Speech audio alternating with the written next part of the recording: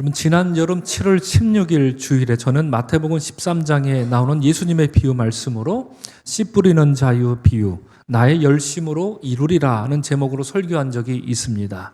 주님은 옥토만이 아니라 돌밭, 가시덤불 그리고 길가처럼 씨를 뿌리기에 전혀 적합하지 않은 땅에조차 씨를 뿌리시는데, 이러한 땅이 어떤 땅인가 보았더니 다름 아니라 바로 우리 마음밭이었던 것이죠. 우리 마음밭은 돌밭과도 같고 가시덤불 같고 또 길가와 같아서 주님이 그렇게 많은 씨를 뿌리시는데도 우리 마음밭을 가만히 돌이켜보면 별로 열매 맺는 게 없죠. 그렇기 때문에 이 말씀은 바로 이 돌짝밭과 같은 우리 마음밭에 끊임없이 씨를 뿌리시는 우리 주님의 모습을 보여주고 있음을 그때 설교 말씀을 통해서 나눴던 기억이 납니다. 그래서 불모지라 할지라도 주님은 눈물 흘리며 씨를 뿌리는 그 열심으로 끝내 우리 안에 구원과 은혜의 열매를 풍성하게 맺어 주실 것입니다 라는 말씀으로 여러분들을 축복해 드렸습니다. 그 말씀을 나눌 때에 저는 여호와의 열심 혹은 하나님의 열심에 대해서 나중에 한번 다시 소상하게 나누도록 하겠습니다. 그렇게 말씀드린 적이 있는데요. 바로 오늘이 그날인 것 같습니다. 여러분, 구약 성경에 보면 여호와의 열심이라는 독특한 표현이 나옵니다. 이런 표현이 제일 먼저 나오는 것이 어디냐면 열왕기하 19장인데요. 19장에 어떤 이야기가 전개되냐면 당시 남유다의 왕 히스기야가 천하를 호령하던 그 아시리아 제국의 산헤립 왕으로부터 심각한 위협을 받고 있었습니다. 아시리아의 그 군대가 18만 5천 명의 군대가 예루살렘 성을 삥 둘러싸고 이제 집어삼키려고 멸망시키려고 혈안이었었고요. 이에 히스기야 왕은 불안에 오들오들 떨고 있었던 것이지요. 왜냐하면 이미 이 아시리아 군대는 북이스라엘을 무참히 짓밟고 멸망시켰던 거대한 제국이었기 때문에 그 제국이 이제 그 칼을 자신에게 겨누고 있는 그런 상황에서 예루살렘 성이 함락당하는 것은 시간 문제일 뿐이었기 때문입니다. 이처럼 히스기야 왕이 아무것도 할 수 없는 그런 무기력한 절체절명의 위기 속에 직면해 있을 때 하나님의 예언자 이사야는 서둘러서 히스기야에게 편지를 보냅니다. 그 편지 내용이 이렇습니다. 남은 자는 예루살렘에서부터 나올 것이요 피하는 자는 시온산에서부터 나오리니 여호와의 열심이 이 일을 이루리라 하셨나이다. 이렇게 말하면서 하나님의 마음을 히스기야에게 전합니다. 이처럼 여호와의 열심이라는 말은 히스기야 왕이 위기에 처해 있을 때 이사야가 그를 위로하며 하나님의 뜻을 전한 그때 처음으로 사용했던 말이 하나님의 열심, 여호와의 열심이라는 뜻입니다. 그런데 여러분, 우리말 열심하면 어떤 뜻입니까? 뭘 열심히 하다, 우리가 보통 이렇게 말하죠. 그럴 때 쓰죠. 그래서 사전을 찾아보면 어떤 일에 온 마음과 정성과 이런 걸 다해서 힘쓰는 것, 이걸 열심이라고 하지요. 이런 이유로 보통 여호와의 열심 이렇게 얘기하면 어떤 뜻 같습니까? 하나님이 우리를 부지런히, 그 말 그대로 열심히 성실하게 우리를 도와주시고 지켜주는 그런 뜻인가 보다라고 오해를 하지요. 잘못 이해를 하고 있는 겁니다. 여러분, 그렇게 이해하셨다면 그건 잘못된 이해입니다. 물론 하나님은 우리를 부지런히 열심히 성실히 도와주시지요. 당연합니다. 시편 121편 대표적인 말씀이죠.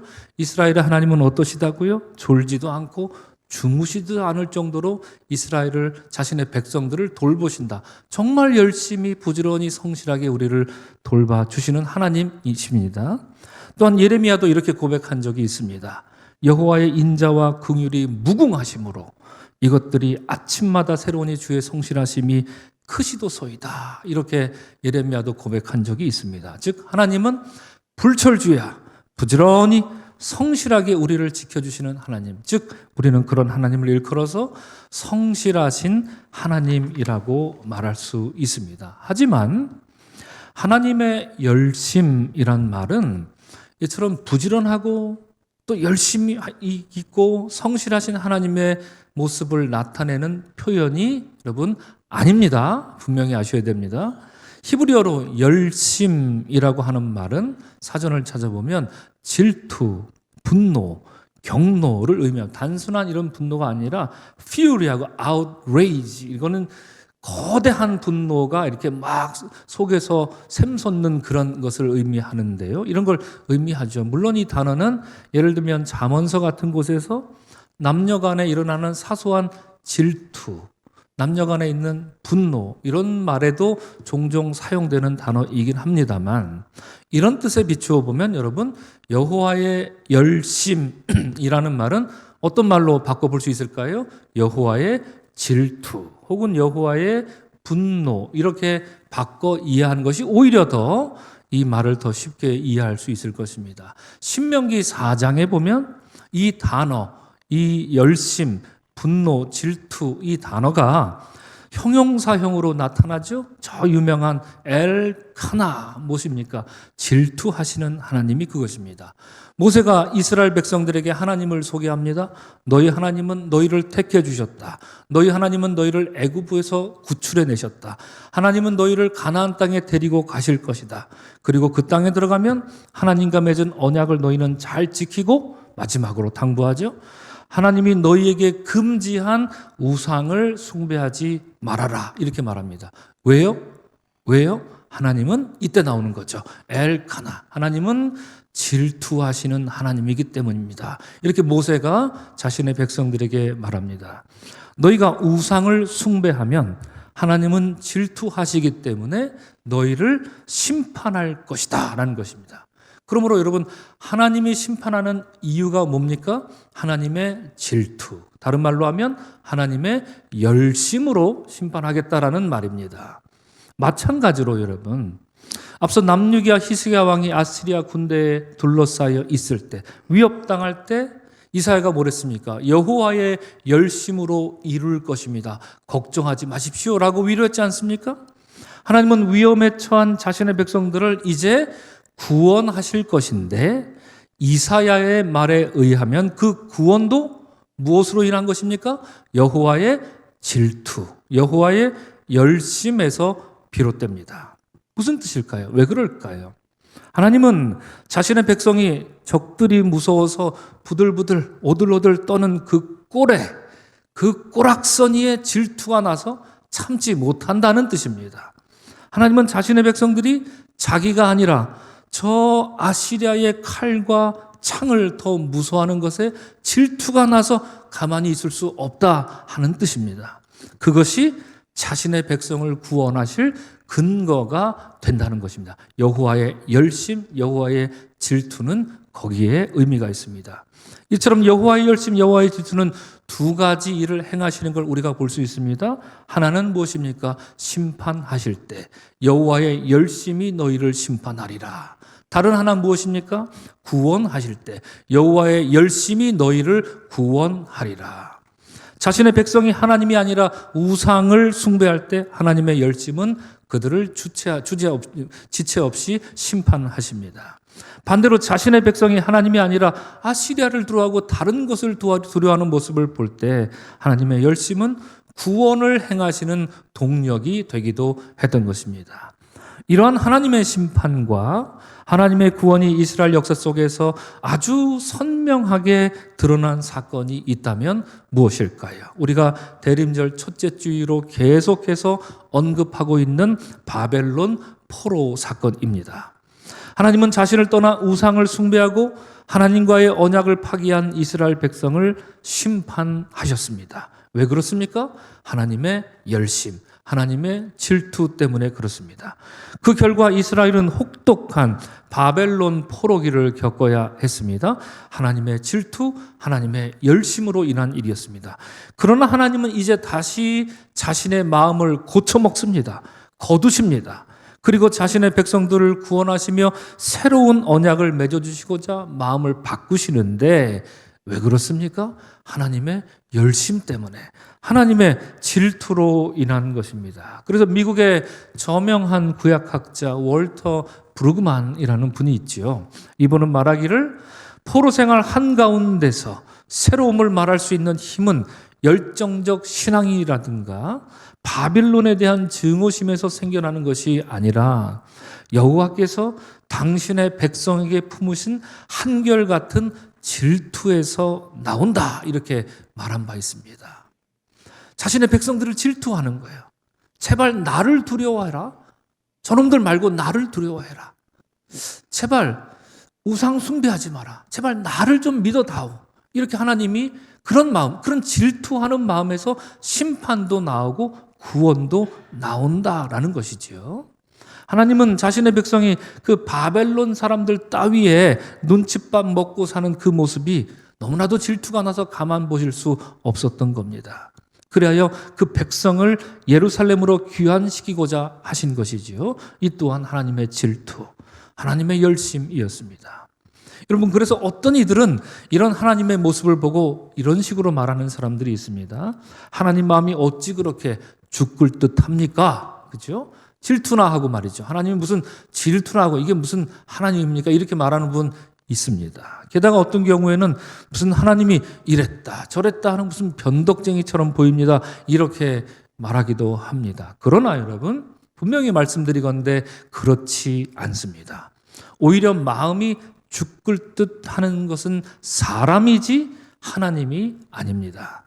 마음이 이랬다 저랬다 천방지축으로 변하는 변덕쟁이도 사람이지 하나님은 아닙니다. 하나님의 질투나 하나님의 열심은 하나님 마음이 얼마나 저렇게 자주 변하는가를 우리에게 보여주는 게 아니라 천지를 지으신 하나님, 변함없는 사랑과 은혜를 베푸시는 그 하나님, 이스라엘을 선택하시고 언약을 맺어주신 그 하나님을 사람이 그 하나님을 자기 손바닥 위에 올렸다가 물건처럼 들었다 놨다 쭈물럭거리고 하는 이런 악한 현실을 우리에게 여실히 보여주고 있는 것입니다. 그래서 아브라함 요시아 헷셀이라는 유대 사상가는 이런 말을 남겼는데요. 하나님을 불합리하고 무책임한 행동이나 보이는 존재로, 마음의 열병을 앓고 있는 존재로 생각해서는 안 된다. 그분이 하시는 모든 일과 그 방법에 무엇이 있다고요? 정의가 깃들어 있다. 사랑을 불러일으킬 것인가? 아니면 분노를 일으킬 것인가? 그것은 인간의 행동에 따라 결정된다. 이렇게 말합니다. 그렇습니다, 여러분. 하나님은 분명 질투의 하나님이 맞습니다. 여러분, 우리 하나님 질투하는 분이 맞습니다. 그러나 거기에는 정의라는 공식이 있습니다. 질투의 하나님은 정의의 하나님이시고 정의의 하나님은 또한 질투의 하나님이십니다. 부모가 자식을 한없이 사랑한다 해도 제멋대로 구는 자식을 그냥 끝까지 놔두고 보는 그런 부모가 세상에 없는 것처럼 말입니다. 이런 점에서 방금 말씀드렸던 아브라함, 요시아, 헷셀은 하나님에 대해서 이렇게 덧붙이기도 합니다. 하나님은 인간의 행실을 멀찍이 떨어진 자리에서 무감동하게 심판이나 하는 그런 하나님이 아니다. 하나님은 단순히 세상을 은밀히 훑어보는 게 아니라 뜨겁게 세상을 소환하시기 때문이다. 이렇게 말합니다. 여러분, 이처럼 성경이 말하는 하나님은 사람에게 관심이 많은 하나님이십니다. 아니, 하나님은 사람에게 관심과 사랑을 구걸하는 하나님이십니다. 제발 좀 나를 좀 봐달라고 애타게 사람을 찾는 하나님이십니다. 그럼에도 불구하고 사람은 끝까지 외면하고 끝까지 그 말을 듣지 않고 구걸하시는 하나님 면상을 얼굴로 이렇게 주먹으로 가격하는 그런 일들을 서슴없이 벌이는 그런 일들이 바로 구약 성경에 나오는 그런 이야기겠지요. 그러다 못해 하나님은 직접 땅으로 내려오시기를 작심하시지요. 그리고 자신의 존재를 사람들에게 이제 들이밀고자 하십니다. 이러한 하나님의 모습을, 자신의 모습을 사람들 면면에 들이밀고자 하시는 그런 하나님의 모습을 오늘 본문 이사야 61장에서 찾아볼 수 있습니다. 본문 1절에서 이사야는 하나님의 영이 자신에게 내려오는 모습을 다음과 같이 장엄하게 묘사합니다. 우리 다 같이 한 목소리로 함께 읽으면 좋겠습니다. 시작. 주 여호와의 영이 내게 내리셨으니 이는 여호와께서 내게 기름을 부으사 가난한 자에게 아름다운 소식을 전하게 하려 하심이라. 나를 보내사 마음이 상한 자를 고치며 포로된 자에게 자유를, 갇힌 자에게 노임을 선포하게 하려 하심이라 말합니다. 여러분, 하나님의 영이 이사야에게 내려오십니다. 그 영은 이사야에게 기름을 부으시고 가난한 자에게 아름다운 소식을 전하라 이렇게 명령하십니다. 그리하여 마음이 상한 자를 고치고 포로된 자에게 자유를 주고 갇힌 자에게 노임을 선포하라 명령하십니다. 이것은 여러분 하나님의 명령이기도 하지만 하나님의 부탁이요 하나님의 구걸이기도 합니다. 너는 마땅히 일해야 한다는 말씀이기도 하지만 제발 좀 이렇게 해주면 안 되겠니? 누구 하나 나를 위해 나서주는 이가 없구나. 이사야야, 내가 너에게 나의 영을 붓노라. 제발 좀 이렇게 해주면 안 되겠니? 하나님이 지금 이사야에게 구걸하고 있는 모습이기도 하다는 얘기죠. 이 본문이 이사야 61장, 오늘 보면 61장에 나옵니다. 여러분 이것을 잠시 생각하면서 지난주에 우리가 나눴던 걸 한번 복습 한번 해보면 어떻겠습니까? 우리가 2주 전부터 나눴던 건데 이 기회에 이사야를 그냥 콱콱 씹어 드시면 좋을 것 같은데요. 이사야는 세 부분으로 나뉜다고 말씀드렸습니다. 첫째로 1장에서 39장은 바벨론 포로 이전 상황을 배경으로 합니다. 두 번째로 40장에서 55장은 바벨론 포로 길을 상황을 배경으로 하고요. 나머지 56장부터 오늘 본문이 속해 있는 61장이죠. 끝까지 66장까지는 바벨론 포로 이후를 배경으로 합니다. 각각의 메시지는 간단합니다. 회개하라, 위로하라, 그 다음에 회복하라, repent, comfort and restore. 이렇게 각각의 아주 간명한 메시지가 이사야에 가득 들어 있습니다. 여러분 이제 구분이 되시죠? 이건 이제 상식으로 머릿속에 넣고 이사야를 읽으시면 되겠습니다. 자, 여러분 오늘 본문은 그래서 61장입니다. 바로 바벨론 포로 후의 상황에 이사야가 주는 예언입니다. 그런데 여러분 예루살렘에 돌아온 그 남유다 백성의 삶은 어땠습니까? 그들의 모습에 관해 증언하는 이사야 56장부터 여러분 나중에 차근차근 한번 읽어보십시오. 56, 57, 58, 59 이렇게 차근차근 읽어보면 정말 가관입니다. 이사야는 저들의 상태를 아주 신랄하게 묘사하고 있는데 제가 다 읽어드릴 수는 없고 몇 개만 여러분들에게 예로 들어드립니다. 56장을 보면 이런 얘기가 나옵니다. 이스라엘의 파수꾼들은 맹인이다. 앞도 못 본다. 다 무지하다. 말 못하는 뭐라고 합니까? 제가 읽기 차마 좀 그렇지만 개라고 표현합니다. 이 개들은 라고 이렇게 아주 무시무시하게 좀 듣기 거북할 정도로 이사야는 말하면 이 개들은 탐욕이 심하다. 이렇게 말합니다.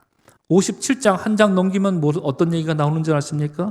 의인이 죽어도 마음에 드는 자가 없다. 의를 행하다가 사람 죽어도 그냥 개죽음 취급한다. 이런 일이 바벨론 포로 이후에 또 벌어지고 있다는 얘기죠. 그 다음 장 58장 살짝 넘겨보면 뭐라 그럽니까? 야, 금식한다면서 그렇게 동네방네 나 금식합니다. 이렇게 떠들면서 사람들하고 싸우고 다녀요. 사람을 또 때리고 다녀요.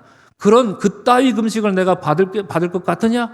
하나님 지금 그 말씀 58장에서 말씀하십니다. 한 장 더 넘기면 정말 점입 가경입니다. 너희 손에 피를 묻히고 손가락을 죄악 그 자체로 물들여버리고 입술로 거짓말만 하니 너희 혀는 악독을 내밀어. 제발 좀 입 좀 다물어라.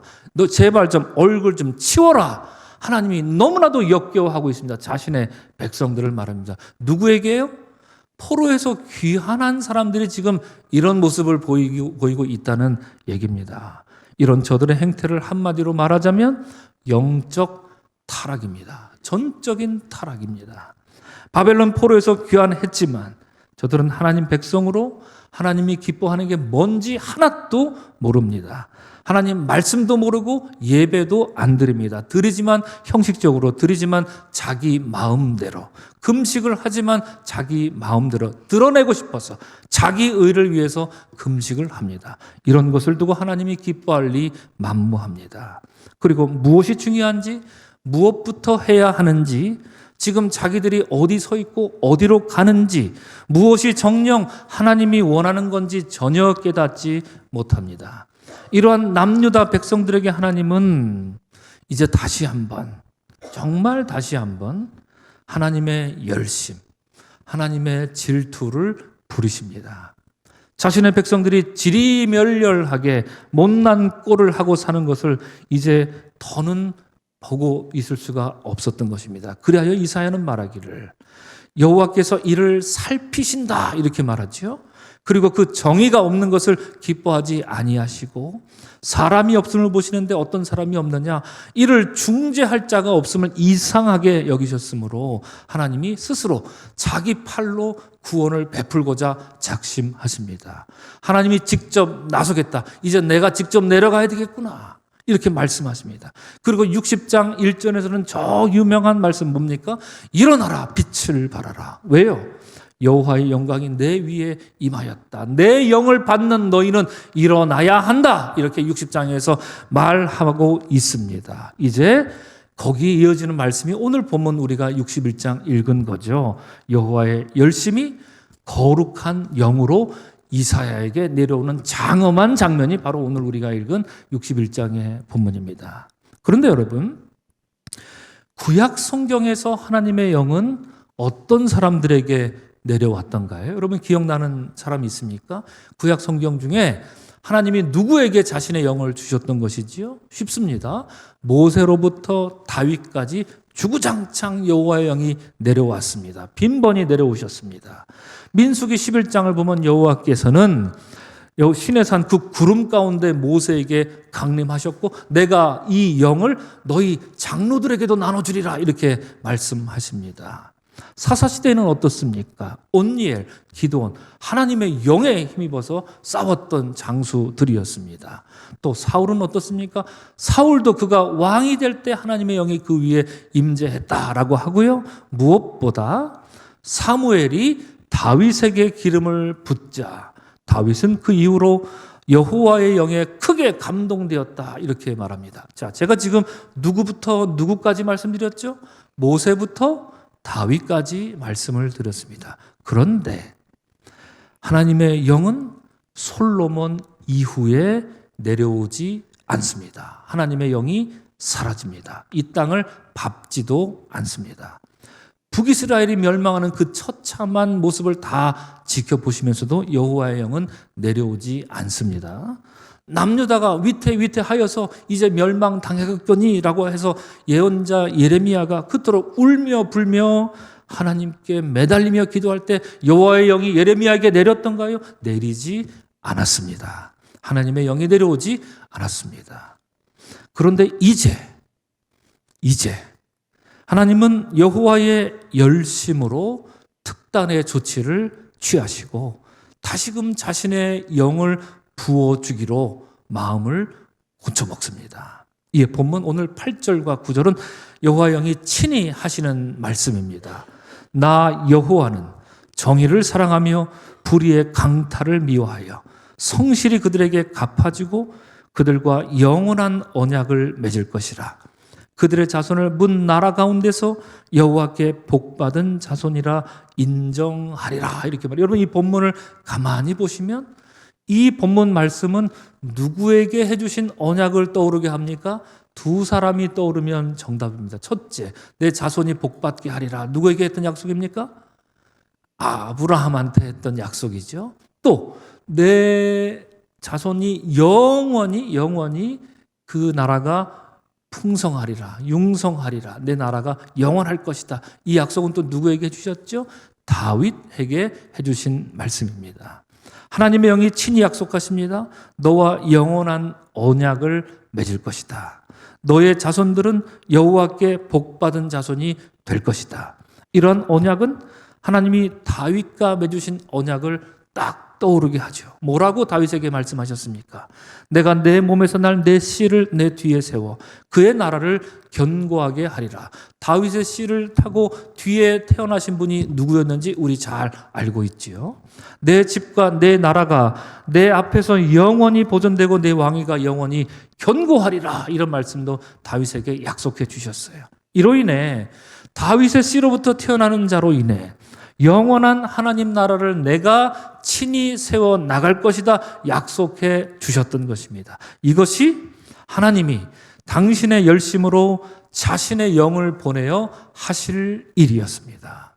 오늘 이 예배에 나오신 사랑하는 성도 여러분, 대림절 셋째 주를 맞이한 오늘 우리는 하나님의 영이 이사야에게 내린 그 본문을 읽었습니다. 이러한 영이 여러분에게도 내려와 각 사람에게 내려와 여러분에게도 말씀하는 그런 역사가 있기를 주의 이름으로 축원을 드립니다.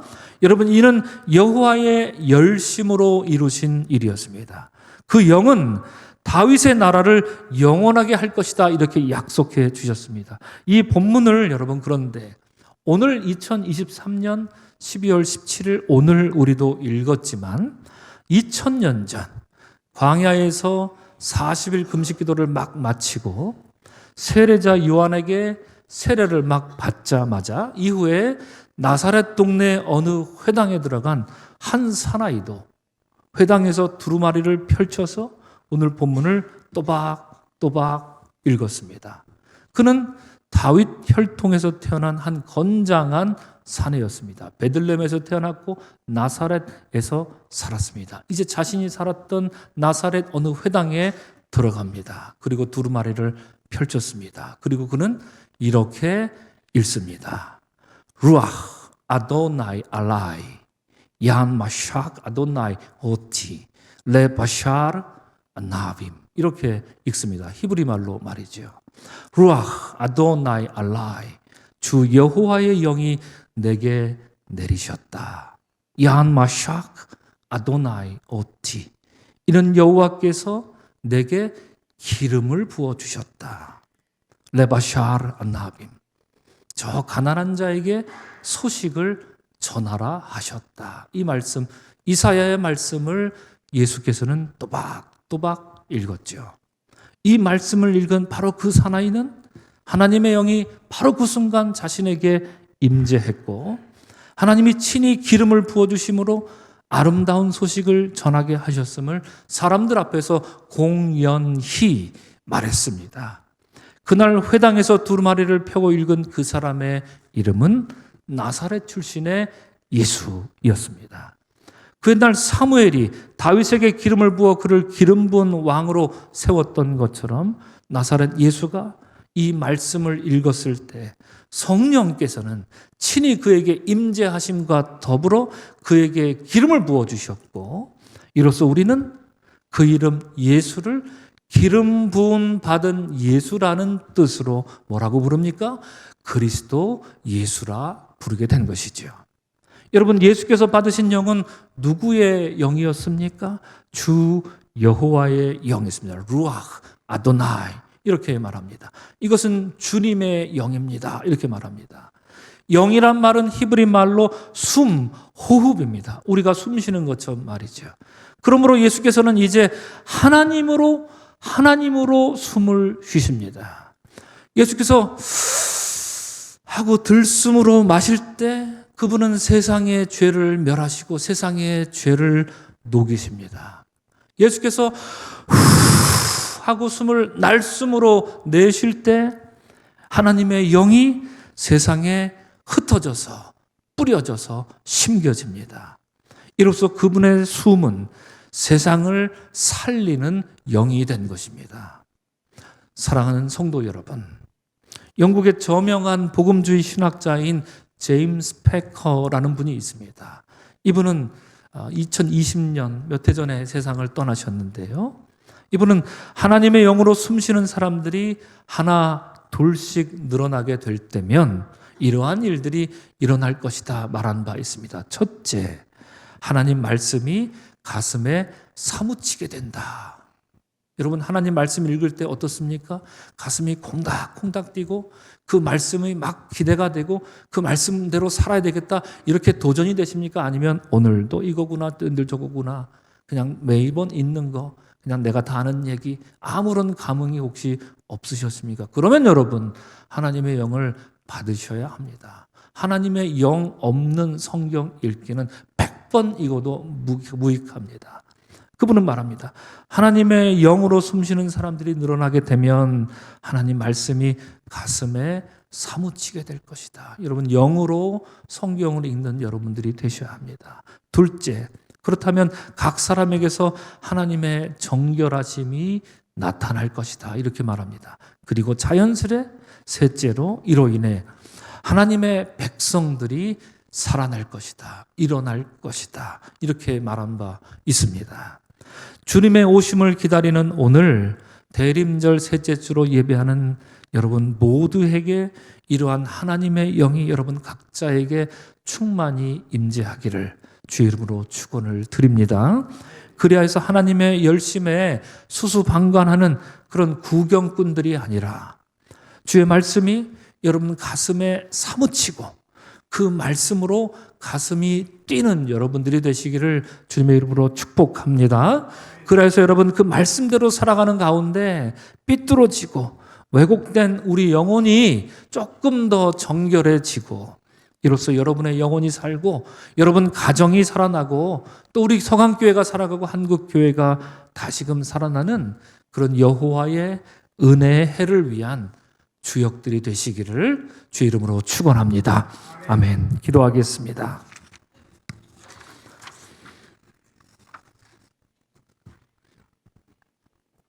사랑의 주님, 세상을 바라볼 때 하나님 마음은 아프셨습니다. 세상이 황량하기도 했지만 이를 위해 나설 이가 없구나. 중보자가 없구나. 내 영을 부어도 받을 자가 없구나. 주님 탄식하셨습니다. 그리하여 이사야에게 당신의 영이 내려오셨습니다. 주님, 오늘을 살아가는 이 세상과 우리 한국교회와 우리 믿음의 가정들과 우리들을 보실 때 주님의 마음은 어떠하십니까? 주여, 우리로 하여금 주님의 영으로 숨쉬게 하여 주옵소서.